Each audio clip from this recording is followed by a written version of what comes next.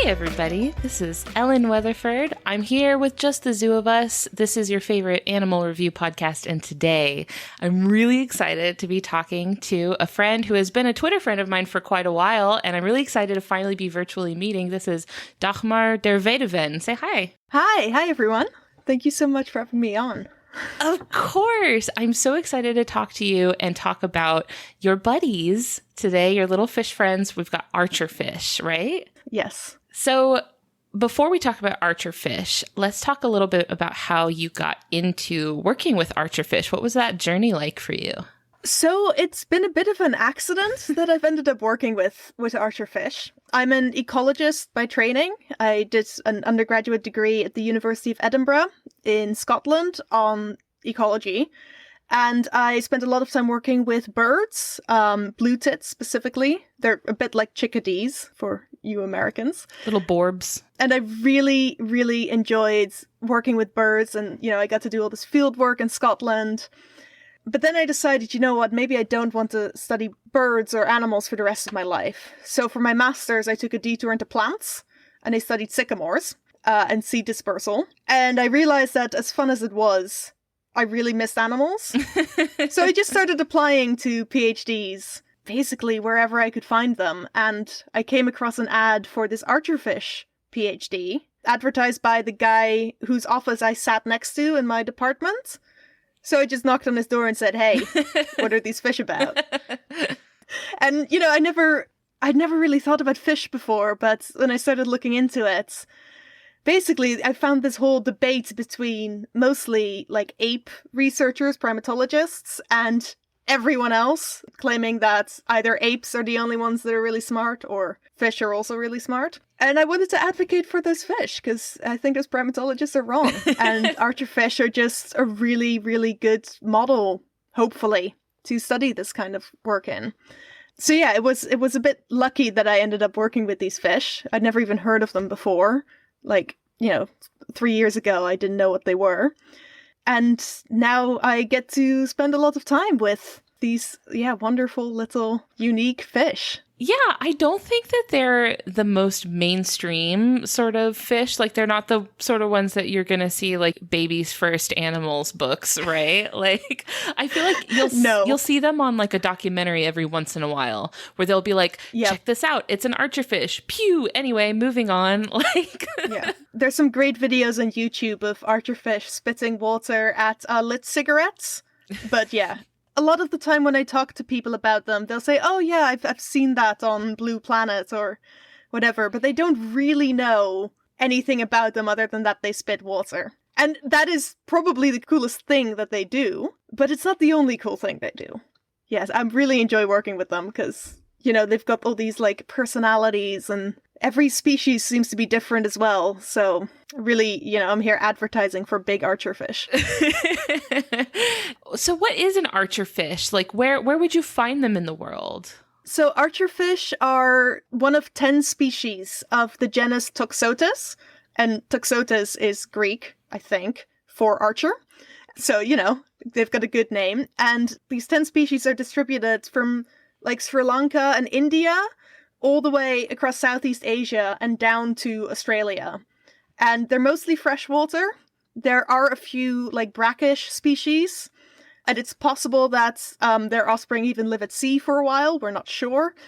But they're mostly found in rivers and like mangrove forests where there's lots of insects for them to spit at. Ah, very good. How big are these fish? I'm thinking like, if I'm looking at my hand, maybe like thumb length?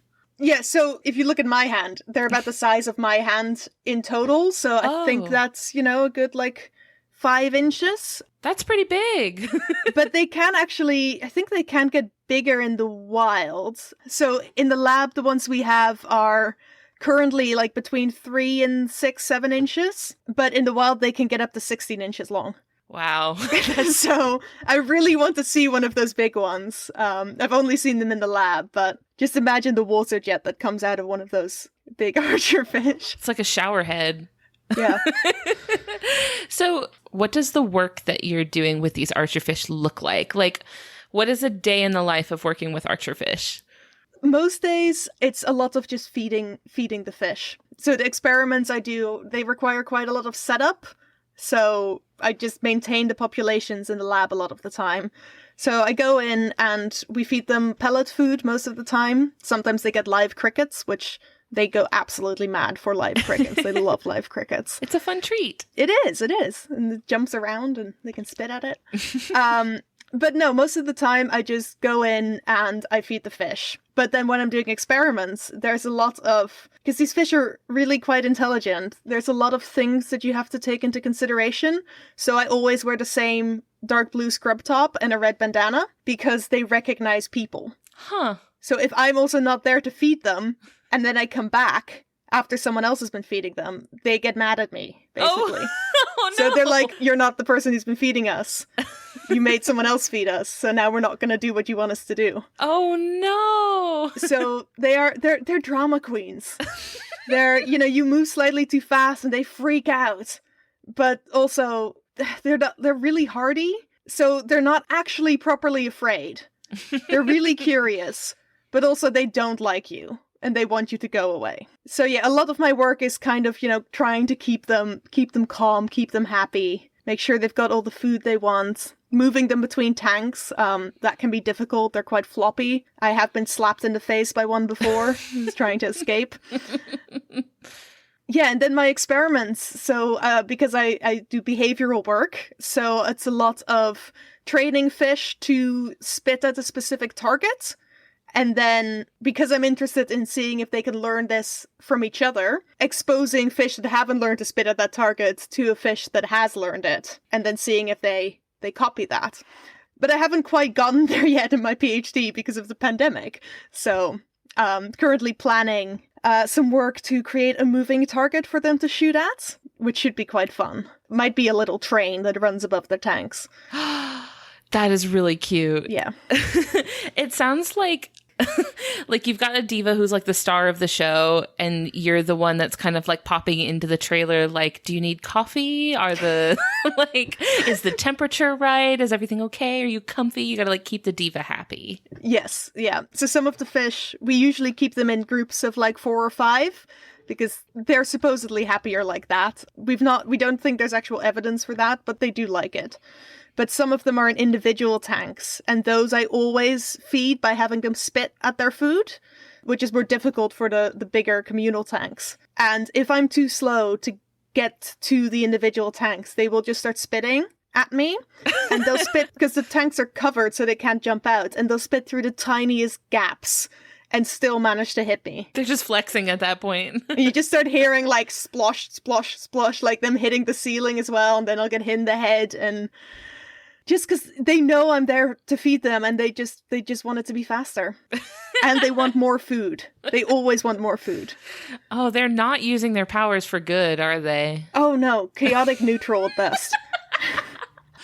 So if you've never listened to this podcast before, what we do is we review animals by rating them out of 10.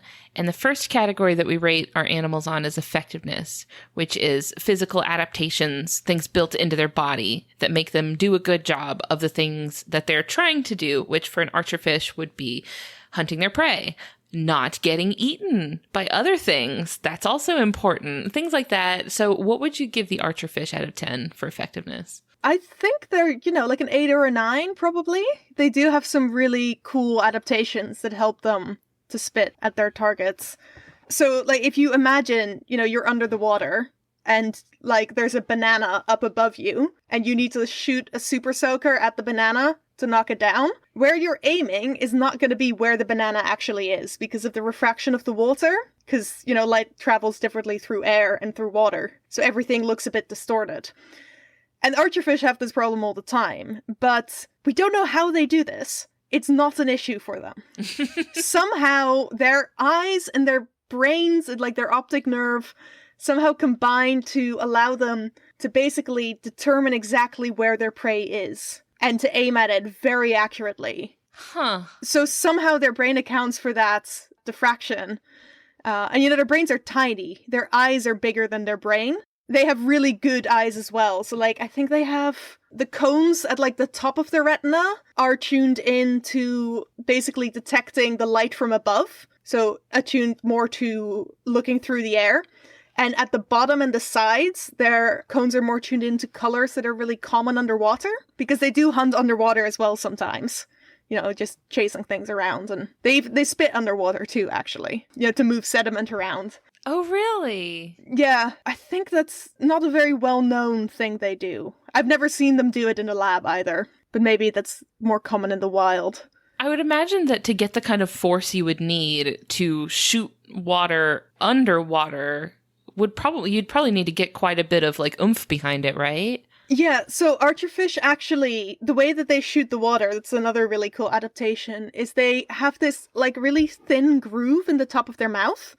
And their tongue is quite bony, so when they press their tongue against that groove, it creates like a little tunnel for the water to come through. And then they push the water through by compressing their gills. But basically, by them opening and closing their mouth a little bit, they change the like speed at which the water moves. So they're really good at adjusting the speed of the water. And they actually, this is maybe a bit more behavioral, but they actually modulate the water jet so that the last droplets that they spit out catch up to the first at the point of impact. What? Yeah, so it's I think it's called non-ballistic travel. You know, like you shoot a bullet, the bullet's just going. Mm-hmm. But the archerfish, the front of the jet is slightly slower than the back of the jet, so that the water all gathers at the tip right when it hits the insect. Wow. It's really cool. It's really cool. They make good use of this when they're aiming for my eyes. You specifically. Me specifically. They don't shoot at anyone else because I'm the one who feeds them at the moment.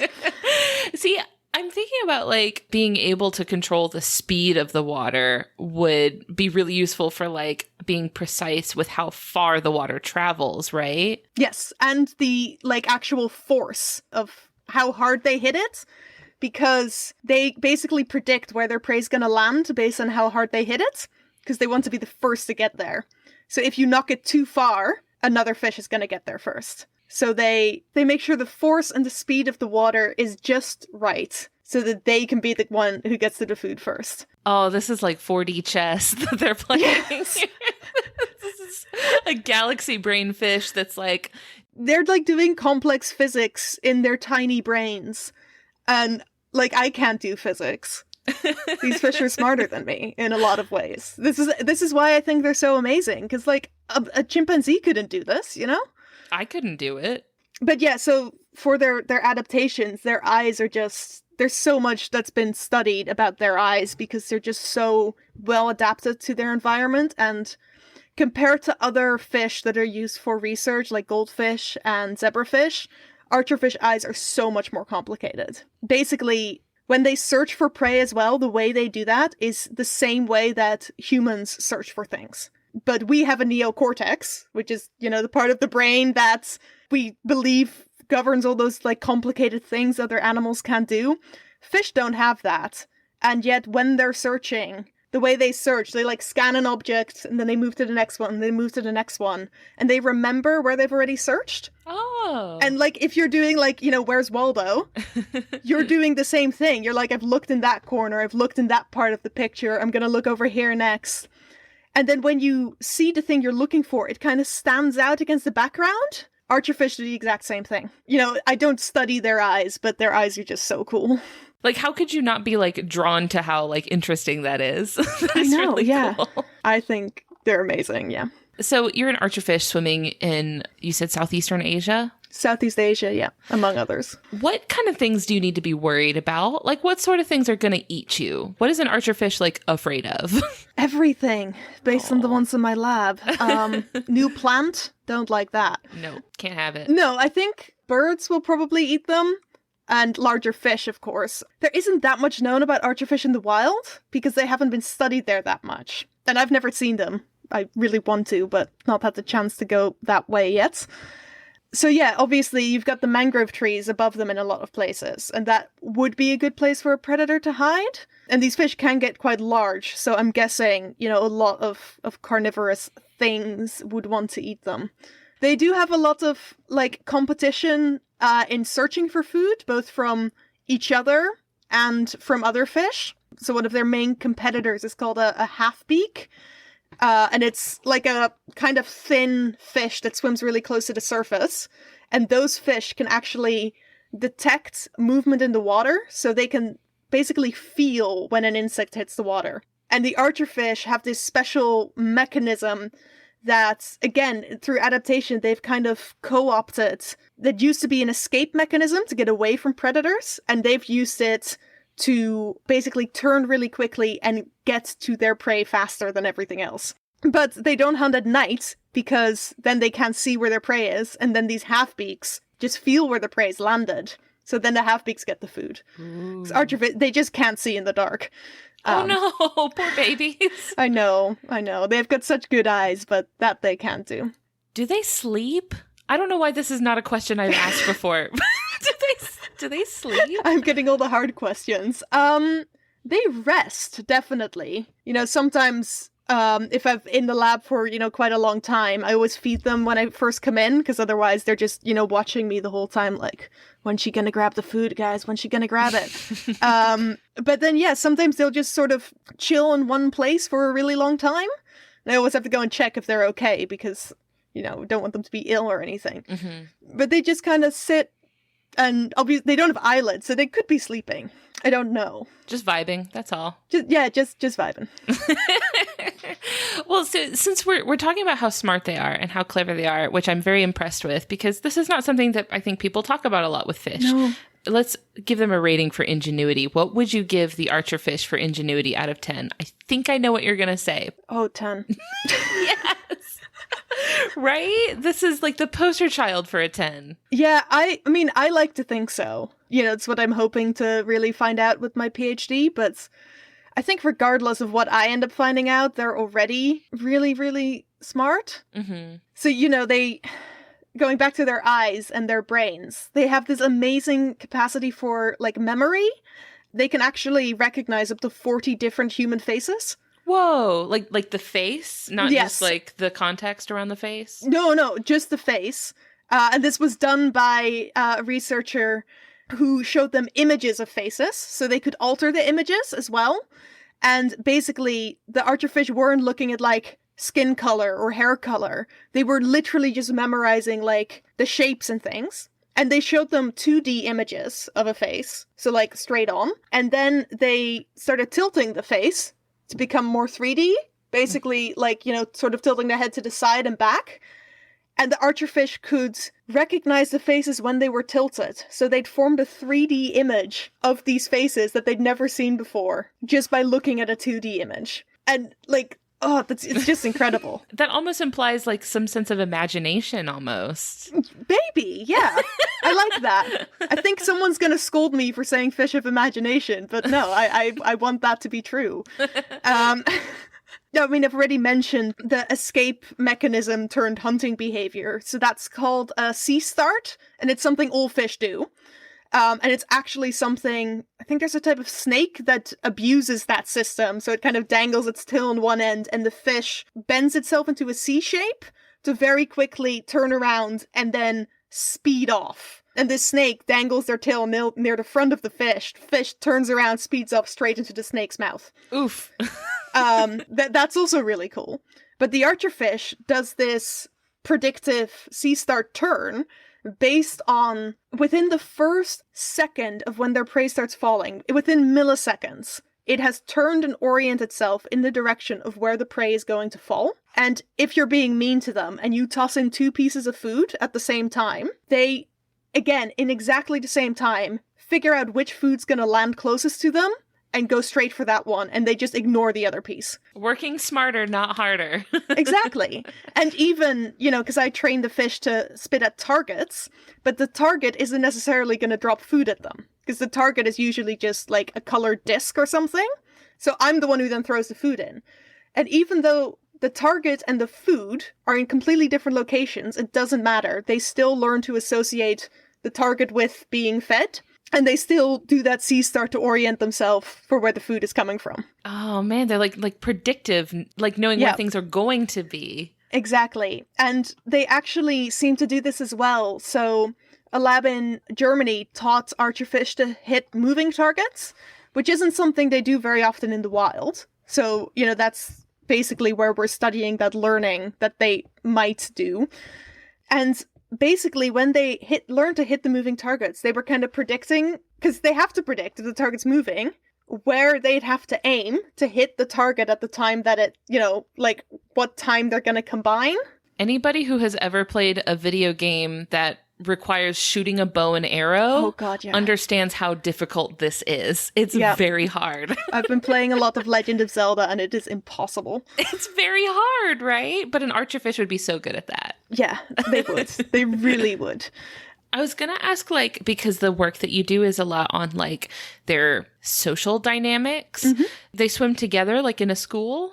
They don't school. Oh, okay. But they're often found in groups, but they're not, they don't show for, protection or anything. They don't really like each other that much. Oh, no. But also they don't care about each other that much. So there's previous research from the lab I'm with now basically showed that the archerfish know when they're being watched by other archerfish, and when they're aiming, they're much more hesitant to shoot if they know another fish is watching them. Oh, no, they're shy. No, they don't want the other fish to get their food. There we go. Okay. Yeah. And this is even, if they're in separate tanks, they still know, that guy's watching me. And the fly might be up there, it's looking really tasty, but I don't want him to get it. Don't want to show your hand, right? No, absolutely not.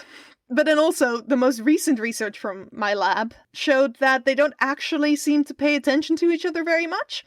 So Nick, who's the previous PhD student in our lab, showed that when he was training one fish to shoot at a specific target, the other fish didn't catch on that they had to shoot at that specific target to get the food. So, out of a choice of 3, you only hit red for food. The other fish that were in the tanks next to this trained fish just didn't care. They didn't learn that if they shot at green, they weren't going to get anything. So they're definitely aware of each other, but they're also not paying that much attention. And, this could be that these fish were all in separate tanks, so it could be that they figured out, it doesn't matter what he's doing over there, because I'm here and the food's not coming my way anyways. Because at the same time, the lab in Germany that did the moving target experiments found that they had several fish in a tank and trained one to hit the moving targets. And then when they gave the other fish a chance, because the fish they trained it was really aggressive, wouldn't let them near the target. Oh no. I know, they can be quite aggressive. We've got several fish who are missing parts of their tail fins and stuff. Oh, poor babies. They're fine, they can swim just as well as all the others, but they're just a bit manky. But yeah, so these fish that were less aggressive, when they were given the chance to shoot at the moving target, they were hitting it at the same rates of the same success rates as the trained fish was after he'd been trained. So that experiment wasn't meant to look at social learning. They were just looking at moving targets and how these fish track the targets. But then they kind of showed there might be social learning going on because these other fish in the tank did seem to learn how to hit these targets. So that's the experiment I'm hoping to replicate, because it needs to be, done again for good science. Trying to figure out whether the archerfish are copying off of each other's homework. Exactly. And especially because, archerfish, again, their brains are so small. And copying, and especially proper imitation, is thought to only be done by humans, maybe some apes. And I think there is potentially scope that fish can do it. So, we're here to fight the primatologists. I hope you don't get too much heat from the primate stands for that. Yeah, I'm willing to take that. But I think that there's a lot to be said for fish intelligence, because like you said, their brains are so small, and so for them to be able to pull off these really complicated behaviors, it's the brain is maybe not big, but there must be a lot going on in such a small brain. Absolutely, yeah. I really enjoy working with them, and it's really fun because, again, research from my lab showed that they actually seem to have 2 shooting styles as well. So you have fish that shoot really quickly, but they're not as accurate. And then fish that are a bit slower to shoot, but they tend to hit the target much more accurately. And I've been doing some analysis, and I've got like 3,600 like shooting events, and 400 of those are all due to one fish that just could not hit the target. Oh, no.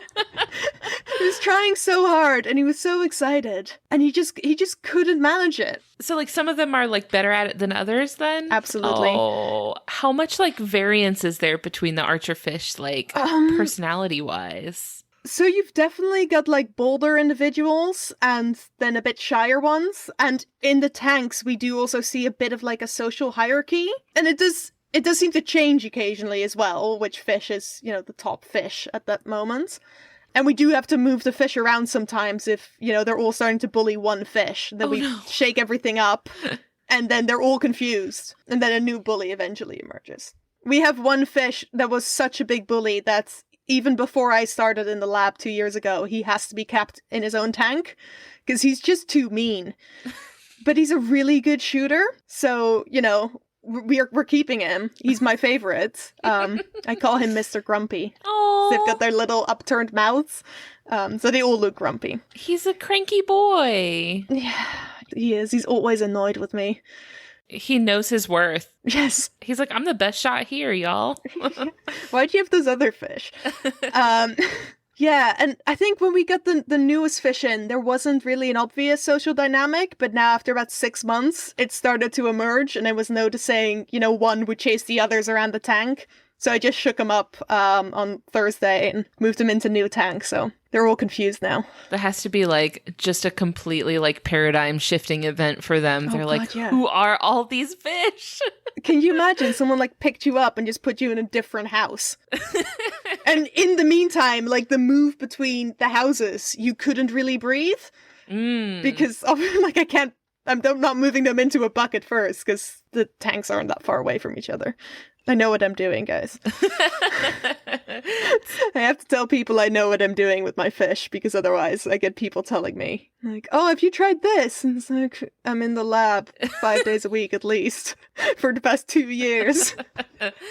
I know these fish better than you. I've given them all names. Oh. They're all named after fictional and mythological archers, except for Mr. Grumpy. Do you have a Katniss one? There was a Katniss one, but she's been moved to the St. Andrews Aquarium. Oh, she's gone off to be a star. We needed some more space, so we've rehomed 4 of our Toxotus jaculatrix, because we've got 3 species in the lab. And the jaculatrix are the stripy ones. They're just striped, but they're very nice. Oh, yeah. Since we're talking about their stripy bits, let's talk aesthetics for archerfish. What would you give them out of 10 for aesthetics? We actually had an argument about this in my lab group, because I was like, well, they're clearly a 10. And everyone else was like, well, they're not the prettiest fish, right?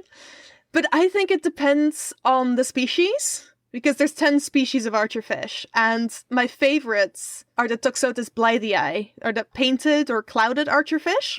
These are the new ones that I got, and they look like cows, or like the Rorschach tests that like psychiatrists use. Like, what do you see in this weird spotty image?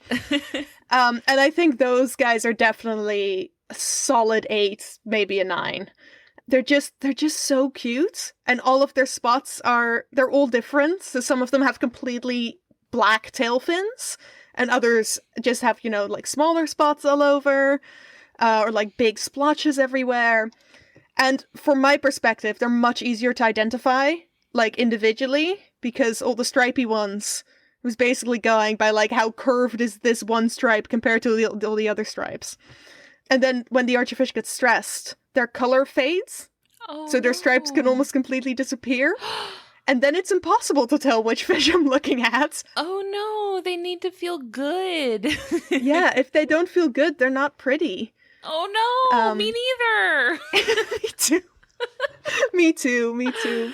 I like that the shape of the archerfish. They kind of have like a pointy nose, right? Yes. Yeah, so because their mouth needs to be a bit upturned, so that they can spit up. So their mouth is quite, like, pointy. They're kind of arrow-shaped, actually. I was just gonna say, like, it's funny because they're called archerfish, and then they're shaped like an arrowhead. Yeah. Like, that just seems so perfect to me, but it makes sense also because it's like an aerodynamic shape, I guess. Mhm. I'm sure that doesn't matter to them because they're not exactly flying through the air.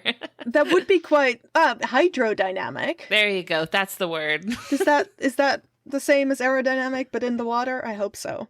But yeah, no, because they do need to move really fast when they're, either escaping from something or they're racing towards their food. They do need to be fast, so they are quite thin. And especially in the lab, we can't feed them too much because then they stop shooting. So we keep them, like, lean in, like, racing condition. When they retire, they can go get fat somewhere. Are there a lot of aquariums that have archerfish? I don't think I've ever seen one. I may have, but I may have just not noticed it. So I've heard of some aquariums. The one in St. Andrews did have some archerfish as well, but they were quite a new addition. I've heard of some aquariums in the United States that have them as well, but I've never seen them in an aquarium until I went to check out the tank in St. Andrews to see if it was appropriate for our fish to move into. What is really funny is that the Scottish National Museum in Edinburgh does have a stuffed archerfish, and I'm not entirely sure why. But that's really cool. I would totally get one.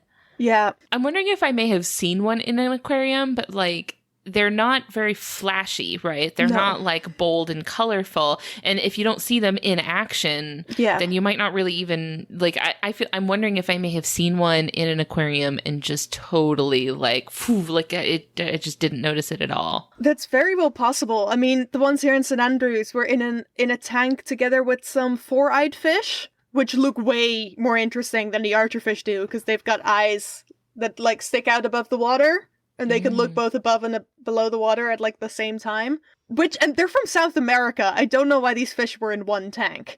But they're really cool. And then the archerfish are just, small, silvery fish with some black stripes on them. So they are a bit unassuming.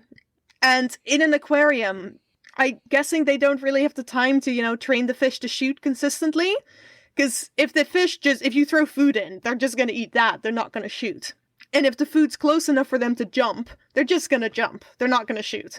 Because if you jump, you're the one who's getting the food. Oh, true. So what we're hoping to do is get, like, an automated feeding system. It's currently made out of Lego. That might need to change. Please don't change the Legos. Please keep the Legos forever. That makes me really happy. I'm hoping for something 3D printed, but I'll put in a vote for the Legos. Ellen says she likes Legos. We're hoping that once we can get those to work properly, that we can give some to this aquarium here, because then if the fish can just spit for their food, they'll probably keep doing it a bit more frequently. It would make my life easier, because I can't really get them to spit at their food when they're in the big communal tanks, because one fish tends to, like, dominate the shooting. But if there's 3 feeders set up in one tank and 3 fish can spit at once, they're going to be better at it once I need them to spit at, specific things. Oh, yeah, sure. Is there a risk of them just spitting at the thing constantly and emptying all the food out? Yes. Are they greedy? Yes. We've only just started testing this thing, but at first they were also quite confused what they had to aim at. There was a clothes peg as part of the setup, and they were just spitting at the clothes peg. So you can teach them to hit pretty much anything, but they're also a bit confused if it doesn't look like a cricket. Like, why do you want us to shoot at this black square? Sure. The black square doesn't look like food to us. But a clothespin might be like, then they're like, kind of looks like a cricket. Yeah. And, like, this must be something innate, because we don't give them crickets that often. We give them little, like, brown pellets that look a bit like cat litter. So, that doesn't look like a cricket either, but must be tasty. Do archerfish get along okay with, like, non-archerfish? So as long as the non-archerfish isn't too much smaller than them, yes. I think they do occasionally eat other fish. Oh, if no. If they're tiny. Sure. It's a circle of life, Ellen. I know. One of the things we used to say, because I used to work at a pet store that sold fish, was like, if it's smaller than their mouth, they'll probably eat it. With, like, most fish, like, they're not going to be like, oh, this could fit in my mouth. Better not eat it for some reason.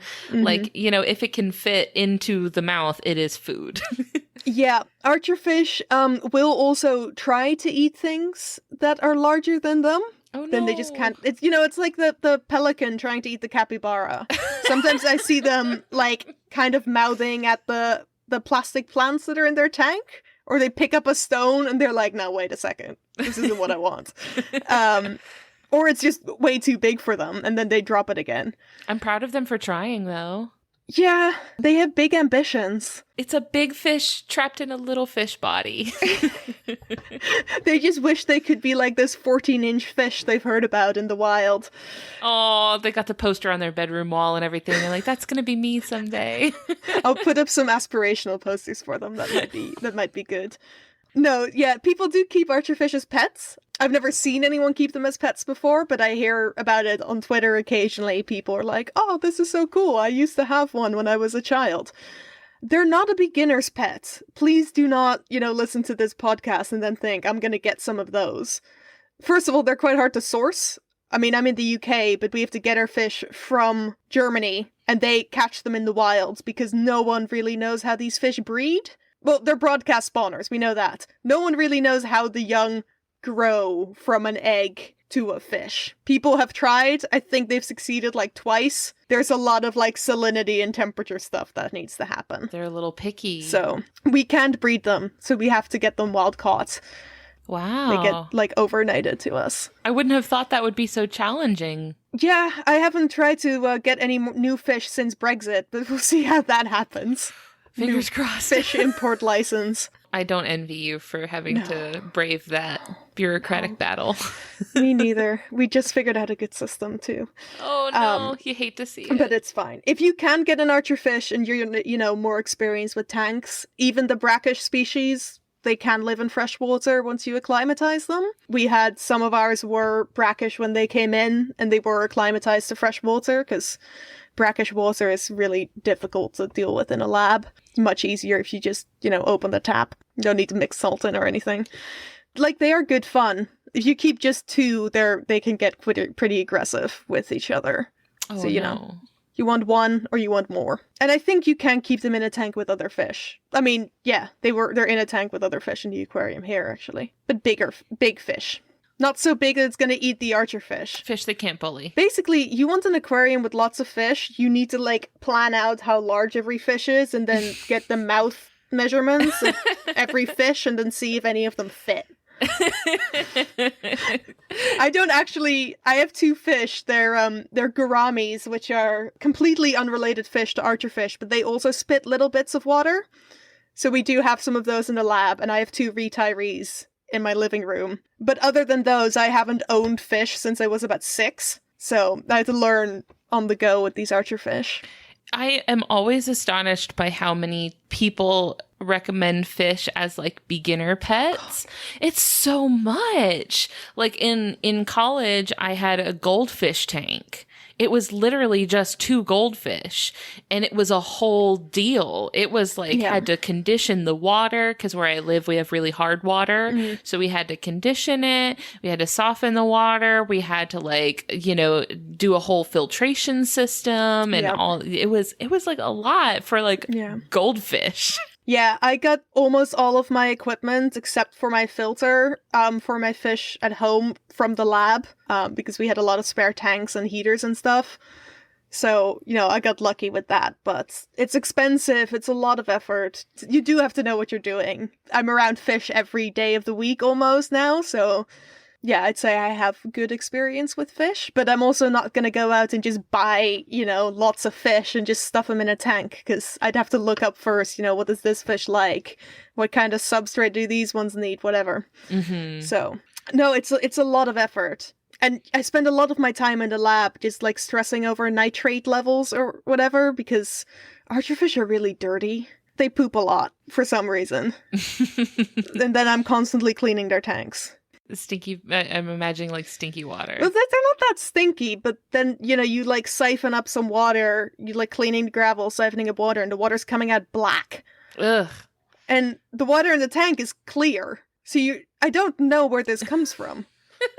I'll take the gravel out, I'll clean all the gravel, and I put it back in, and the next week, it's black again. And they're fine, they don't mind it. they actually like to dig through the gravel occasionally when they like find like food or whatever down there. I mean, they do take after me because I don't clean my own house very often either. So then like the carpet gets dirty. So it's like, can you blame them really? Because No. I don't think I would be that meticulous about my. Although if I was a fish, because then it's kind of like the mess that you create is the mess that you are then like breathing which is nasty. Yeah. I will give them though that they do not have hands. True. And they do have a loving servant who comes in and feeds them and cleans up after them once a week, at least. I think I would become a spoiled diva too if I had that kind of setup. Oh, yeah. It's like they know when I'm a few hours late to the lab to feed them. You're in trouble. And they're just like, with their little upturned mouths, like looking at me like, how could you? How could you be late? Judging you from inside the tank. Yeah. Oh yeah, and then, I'm counting out the food in my hand, and like I have to break the food in half so that it's more evenly distributed, and they'll all be swimming right next to where my hand is, just staring at me. And like if they blinked, I wouldn't mind that much. But because they don't blink, it's just like they're constantly disappointed. It's only to make you work that much harder for their approval.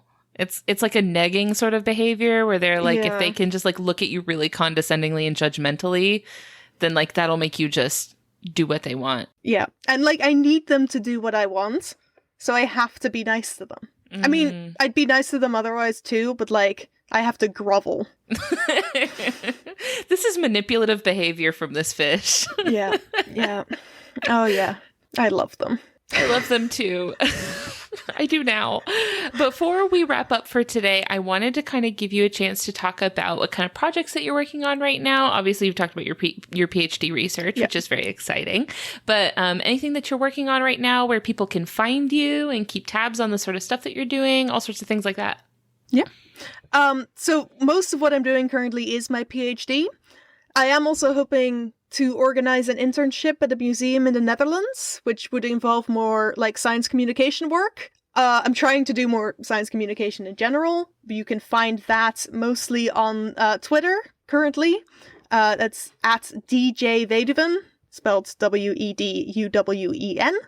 Complicated Dutch names aren't the easiest to Google, I realize.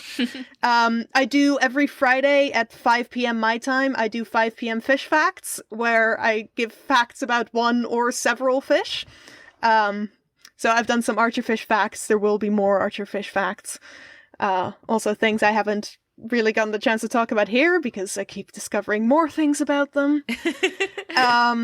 I also post videos of the fish, like spitting at food and stuff quite frequently, so, you can check those out. Occasionally I record parody songs. Don't know how I got into that. I have a parody version of Part of Your World from The Little Mermaid about my fish.